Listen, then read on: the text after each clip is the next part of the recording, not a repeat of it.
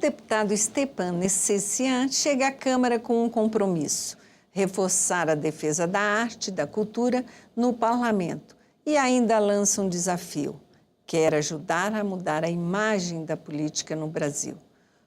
Deputado, o senhor disse que o senhor se decepciona com o eleitor. O que normalmente a gente ouve dizer que quem se decepciona é o eleitor com político. Por quê? Como? Explica pra gente. Eu digo que eu não passo a mão na cabeça, que as pessoas ficam achando que isso aqui não é um bar que o freguês tem sempre razão. O eleitor muitas vezes está equivocado.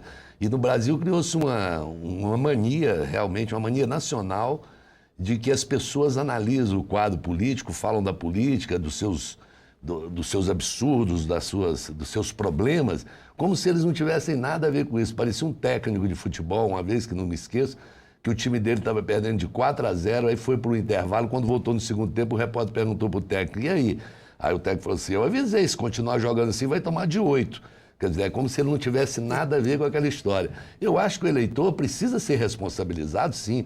Afinal de contas, não existe em parlamento nenhum do Brasil ninguém que tenha sido colocado à força, né? Todos estão ali representando por força do voto de alguém. Então não basta depois a sociedade falar assim: tá vendo que bagunça que é isso?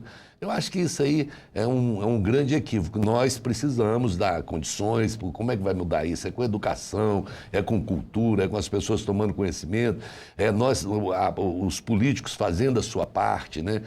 De esclarecimento, né? É a gente trabalhando para terminar, ou pelo menos para diminuir a promiscuidade que se tornou a relação do poder legislativo, do poder judiciário e do poder executivo, né? Eles estão, eu acho que está numa rota totalmente equivocada de relação dos poderes, né? Essa coisa, a harmonia que deveria haver entre os poderes se transformou numa apatia, uma aceitação absoluta, uma troca de favores, de gentileza. Quer dizer, onde o grande prejudicado é a sociedade brasileira. Então eu tenho a impressão que é um momento em que, às vezes, em determinados momentos, para existir transformações, foram necessárias que existissem revoluções. Nós precisamos fazer uma revolução política. A gente fala nas reformas. Essas reformas... Como fazer essa revolução política, deputados? Olha, eu imagino que o primeiro passo seria que cada poder voltasse a ter consciência da sua importância dentro do desenho da democracia, né? Eu sei que é dificílimo, mas nós precisamos trabalhar quando se fala em reformas políticas. A primeira coisa, eu, por exemplo, eu gostaria imensamente, eu não sei nem se é um absurdo, e vou até tentar ver se é possível apresentar. Eu acho que ninguém que é eleito para parlamento pode ser chamado para cargos no executivo sem antes ter ficado 24 meses exercendo o mandato para o qual ele foi eleito.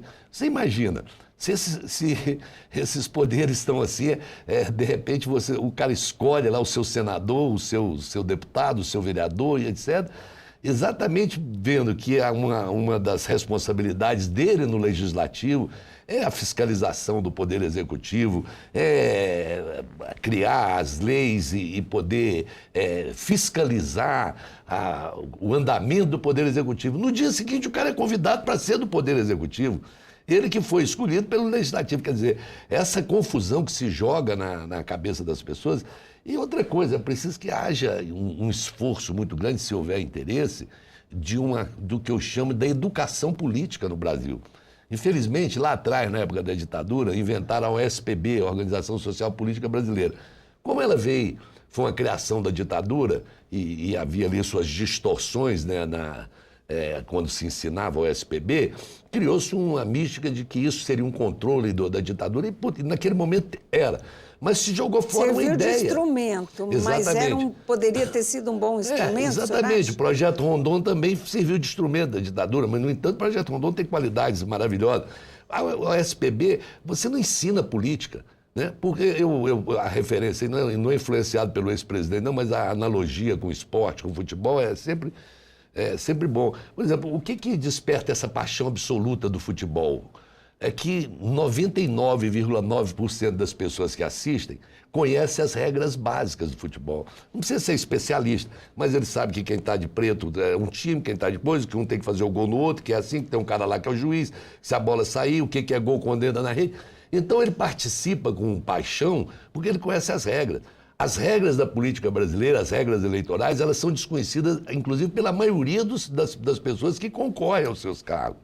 Agora, o senhor não acha que falta um pouco também de oferta de informação para a população brasileira? A população ela não tem muito acesso do funcionamento exato, como é um Estado democrático, como é uma democracia, como funciona o parlamento. Ver a TV Câmara é uma TV que não é aberta, ela é no cabo e na parabólica. Então, não existe uma falta de oferta também? Existe uma falta de interesse profundo, né, de quem está no controle dos poderes de levar essa informação para a população. Quanto mais ignorante, quanto mais analfabeto você tiver, quanto mais gente que não consiga perceber o que está se passando, você tem uma massa de controle muito maior. Então, não existe interesse em informar. Você vê que o trabalho das TVs, como da TV Câmara, por exemplo, abriu num leque, mesmo ainda com as suas limitações de não estar no canal aberto, ela abriu um leque enorme. Eu tenho um menino no Rio de Janeiro, que ele tem algum tipo de problema e tal, mas que é uma pessoa adorável, que ele brinca. Ele assiste TV Câmara, ele me encontra na rua, ele fala, pela ordem, deputado, pela ordem. Começa a despertar o interesse das pessoas, né, de poder perceber. E é tão importante que é assim, que jogo é esse aí que estão decidindo a minha vida, que estão decidindo o meu cotidiano e que não me ensinam as regras, né? Não tem um curso, é feito às pressas, você se candidata. Eu acho que na França, né, que é aquela escola de política lá, faz parte do currículo. Formação de políticos. Formação política. É fundamental no currículo de alguém que queira galgar um posto no executivo, no parlamento, que tenha passado por ali para aprender, para estudar. A gente vem e fica, como eu digo, pato novo não mergulha fundo, você tem que ver como é que vai, você estuda o regimento para vir na prática, você vai ser deputado, você vai ser vereador, para aprender na prática, né? O senhor tem uma proposta, já apresentou, chegou e já apresentou um projeto para desmembrar a Comissão de Educação de Cultura. Por quê? Eu acho o seguinte, porque você vê que no Brasil era muito normal as secretarias de Educação e Cultura, Ministério da Educação e Cultura, tinha todo um formato. Era um apêndice ali, né? E a cultura assumiu uma proporção, uma importância no nosso país, né? Que não tem por que ela estar acoplada ali a uma comissão importantíssima que é a educação.